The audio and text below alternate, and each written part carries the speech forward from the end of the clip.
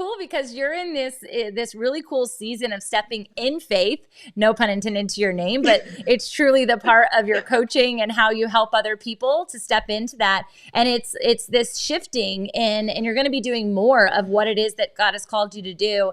Not that you're not doing it now, because I think everything is aligned to be able to be purposed together to build on one another. But let's get into like why you're stepping into this coaching space. And I know people's immediate thoughts are like, wow, she's so young. And we've had this conversation a lot. Like, how can you be a life coach and be, I don't know, 22, 23? 24. 24. Yeah. Okay, she's growing, guys. But I know when I was 24, I needed a life coach. I know when I was 28, I needed a life coach. Okay. And I did not have access to anyone like that. And if I did, I wasn't brave enough to ask for help. And so let's talk about the journey and the evolution that God has had you on and the boldness in which you are in taking this big step. I believe that truly it's him that's created that boldness, right? Yeah. Because really, if I was dependent on me, I don't have a lot of good things to say on my own. So I do think that because of him, I was able to step out in confidence and pursue coaching.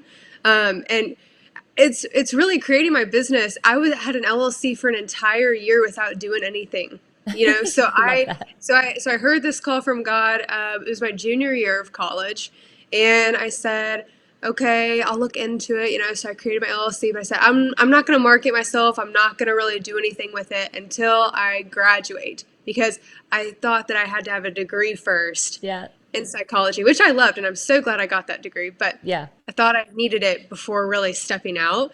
And man, I just look back and I'm thankful for the journey, but I could have impacted so many lives in that year if I would have just been obedient immediately instead of waiting, right? But I'm thankful to where I am today and the doors that are opening up and just the lives that I'm able to impact too. I mean, that has been the most amazing thing over almost 2 years now that I've been in business, which is awesome. So awesome. And I think there's this element of like unknowingness that doesn't matter how old you are when you're stepping into being an entrepreneur, when you're stepping into coaching, when you're stepping into like, I don't even care if you're starting your own Instagram account. Like there's nerves that go into that. There's like, I'm putting myself out there and like knowing that there could be criticism and knowing that the enemy is coming after you and knowing that you might mess up and you might stumble and you're not going to get it right. Like we're literally human.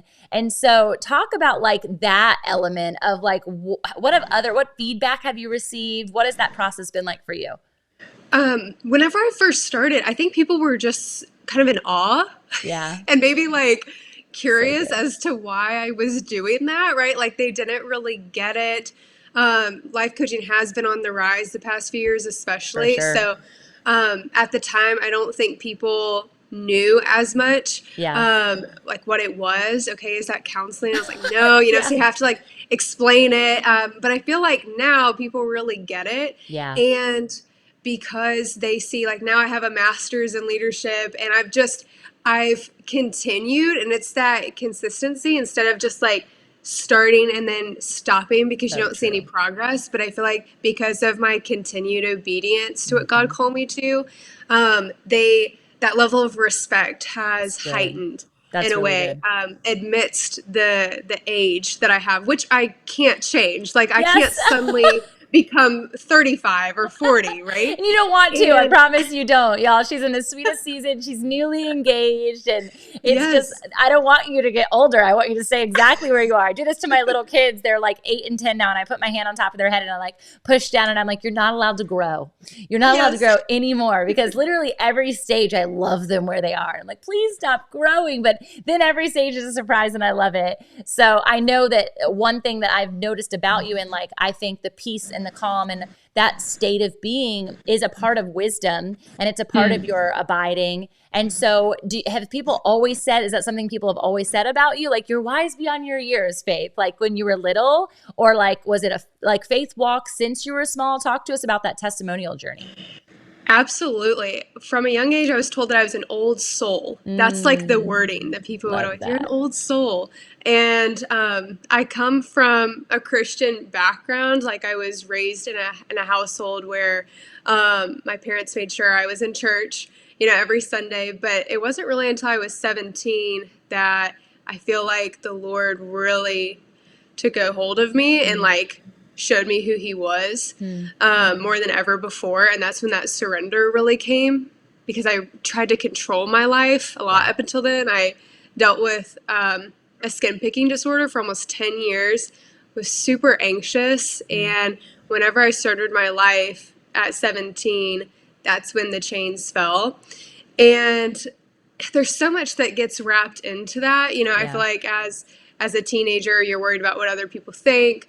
You're like, at the time I played tennis in college, and so I was trying to get scholarships for school, and there was just so much pressure that I felt like was on me in my overachieving spirit anyways, that was kind of drilled into me also.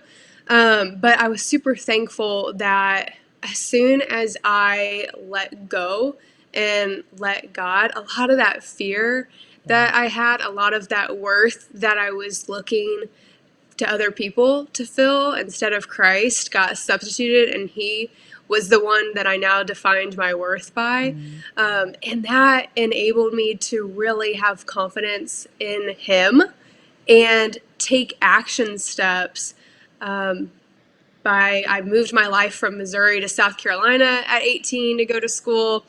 I then, after college, moved my life to North Carolina and really pursued my entrepreneurial journey in an entrepreneur house where I got to be incubated with a group of young adults, which was amazing. And then met my now future husband, which was super cool. So that's kind of a timeline of my journey and what the Lord has just like uniquely woven and designed so beautifully. It definitely wasn't what I would have expected, but it has turned out amazing, and I'm so grateful and excited for the years to come. Yeah, it's really Lord neat. willing. And you started, obviously, the Thoughts of Faith podcast connected to that, to be able to just kind of share and open up and continue that journey of vulnerability, because I think that's ultimately what it is. It's one of my favorite things about having a podcast, that if people actually listen to all, I have a lot, so it would be a lot of work, I get it, but really, like, if people listen to shows now and then I had somebody who was like, oh my gosh, I went back to the beginning and you've grown up so much, right?